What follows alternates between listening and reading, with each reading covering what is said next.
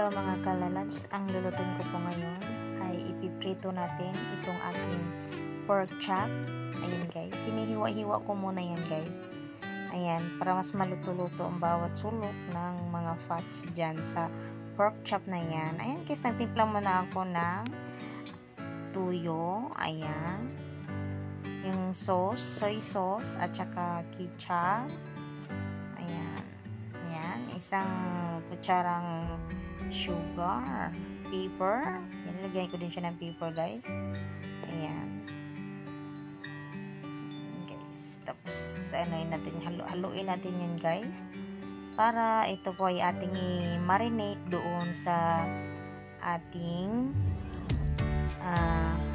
ginawang dito yung ating tinadtad na pork chop. Ayan guys, ikinan mo lang guys para mag-soak yung kaniyang sauce, no? Para mas malinam ng kainin mamaya ang ating pork chop.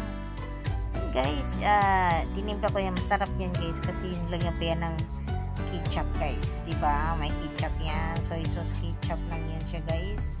Lagyan din natin itong ng isang kutsarang oil at saka syempre naglagay din ako ng pangpa-aroma natin, yung ating garlic. Ayan, para mas mabango.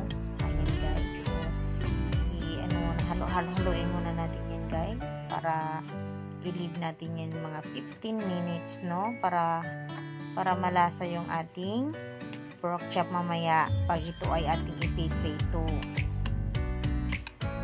So ayan guys, ito na guys. So nag-leave muna ako doon ng mga 15 minutes bago ko muna siya niluto dito sa bago natin siya ipiprito. So in case piprito ko na siya, ayan, sarap na yan guys.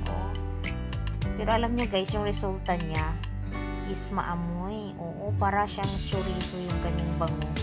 So ayan guys, syempre hindi mawala yung ating sausawan, no? So ayan, yung suka, ilagyan ko din siya ng sugar, tsaka yung ating onion. So naglagay rin ako ng konting asin, at tsaka naghiwa-hiwa din ako ng mga chili. Ayan, nagpo ako ng green at tsaka red na chili, no? Siyempre, timplahan lang natin yan guys, pero kung kulang pa nyo yung suka, depende na po sa inyo yan kung paano po kayong magtimpla ng inyong siyempre lagyan din natin ng konting pepper yan guys, para mas masarap, mas mabango ang ating sausawan mamaya guys. So para na lang din ako nagsugba guys, kasi mayroon na siyang sausawan, no? Pero kakaiba po itong luto nito, napakasarap guys, simple lang, ganun lang yung ginagawa nito guys. So ayan guys, sarap-sarap guys. Para lang siyang sinugba, diba? Para lang siyang para lang siyang grilled na pork chop. So masarap yun guys.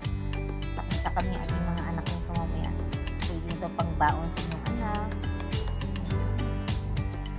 lalo na pag may nag-aaral kayo, pwede na yung pang baon guys. So ayun guys, ito na po yung aking nagawa. Sana nagustuhan nyo ang aking video. Thank you so much.